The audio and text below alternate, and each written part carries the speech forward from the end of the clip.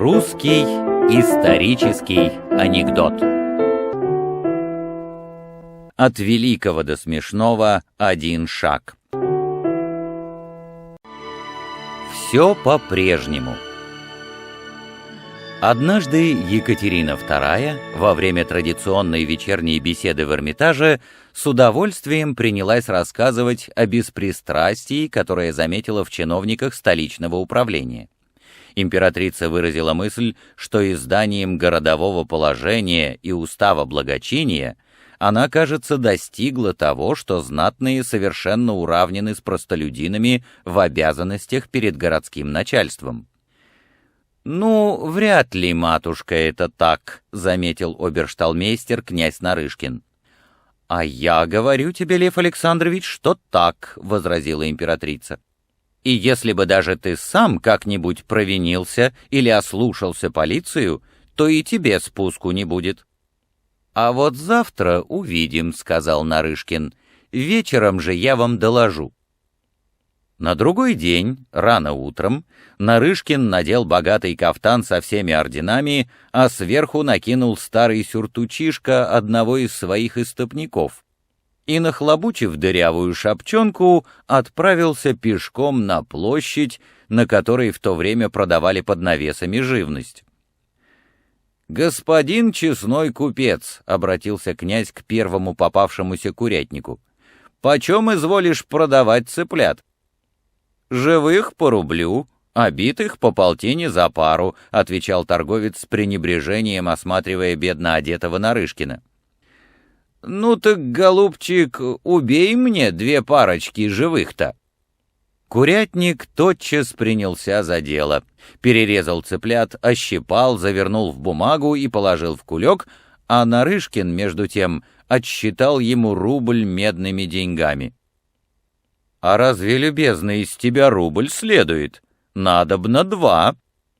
«А за что ж, голубчик?» «Как за что? За 2 пары живых цыплят. Ведь я тебе говорил, живые по рублю». «Хорошо, голубчик, но ведь я беру не живых. Так за что ж изволишь требовать с меня лишнее?» «Да ведь они были живые». «Да и те, которых ты продаешь по полтине за пару, были живые. Ну, я и плачу по твоей же цене за битых». «Ах ты, колотырник!» — разозлился купец. «Ах ты, шишмонник эдакий! Давай по рублю, не то вот господин полицейский разберет нас!» «Что у вас за шум?» — спросил расхаживавший тут же для порядка полицейский. «Вот, ваше благородие, извольте рассудить нас», — смиренно ответил Нарышкин. «Господин купец продает живых цыплят по рублю, а битых по полтине за пару. Так чтобы мне, бедному человеку, не платить лишних денег, я и велел перебить цыплят и отдаю ему по полтине». Полицейский принял сторону купца и начал тормошить Нарышкина, уверяя, что купец прав, что цыплята были живые, и потому он должен заплатить по рублю, а если не заплатит, то будет отведен в Сибирку, так называли тогда петербургскую тюрьму. Нарышкин кланялся, просил милостивого решения, но все впустую. Тогда он, как будто ненарочно, расстегнул сюртук и явился во всем блеске своих регалий. А полицейский, мгновенно изменив тон, вскинулся на курятника. «Ах ты, мошенник! Сам же говорил, что живые по рублю, а битые по полтине, и требуешь забитых, как за живых? Да знаешь ли, разбойник, что я с тобой сделаю? Прикажите, ваше превосходительство, я его сейчас же упрячу в доброе место. Этот плут узнает у меня, как не уважать таких господ и забитых цыплят требовать деньги, как за живых». Разумеется, Нарышкин заплатил курятнику сполна и еще рубль за беспокойство.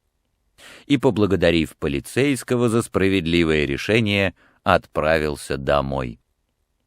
А вечером князь рассказал императрице о происшествии, как только он один умел рассказывать, пришучивая и представляя в лицах себя, торговца и полицейского.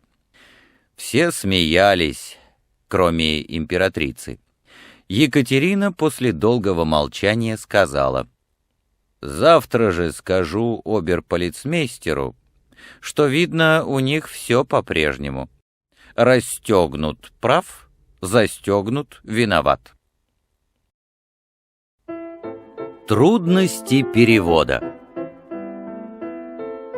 В турецкую кампанию 1789 года князь Григорий Александрович Потемкин, командовавший русскими войсками, обложил неприятельскую крепость и послал сказать турецкому паше, чтобы тот сдался без кровопролития. А в ожидании ответа, разумеется, положительного, был приготовлен великолепный обед, на который пригласили генералитет и всех почтенных особ из свиты князя. По расчету Потемкина, посланному парламентеру надлежало явиться к самому обеду. Однако он не появился. Князь сел за стол в дурном расположении духа.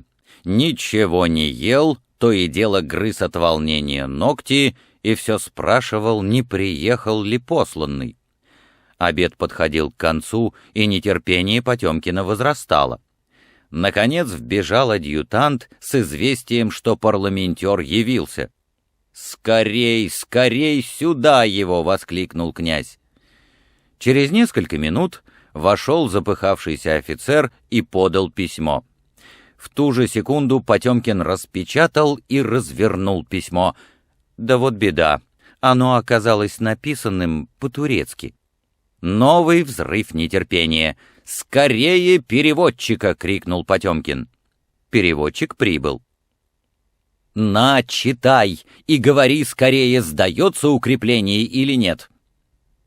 Переводчик взял бумагу, прочитал, перевернул, повертел перед глазами, однако не издал ни звука. «Да говори же скорее, сдается крепость или нет?» — спросил князь в порыве величайшего нетерпения. «А это как вашей светлости доложить», — хладнокровно ответил переводчик. «Извольте видеть, в турецком языке есть слова, которые имеют двоякое значение — утвердительное и отрицательное, смотря по тому, поставлена над ними точка или нет. Так и в этом письме имеется именно такое слово. Если над ним поставлена точка пером, то крепость не сдается. Но если эту точку насидела муха, то значит паша согласен на сдачу». «Ну, разумеется, муха насидела!» — воскликнул Потемкин и тут же, соскоблив точку столовым ножом, приказал подавать шампанское и провозгласил тост за здоровье императрицы. Крепость действительно сдалась, но только через 2 суток, когда паше были обещаны кое-какие подарки. А донесение о сдаче было послано Екатерине II в тот же день, когда князь Потемкин соскоблил точку, будто бы насиженную мухой.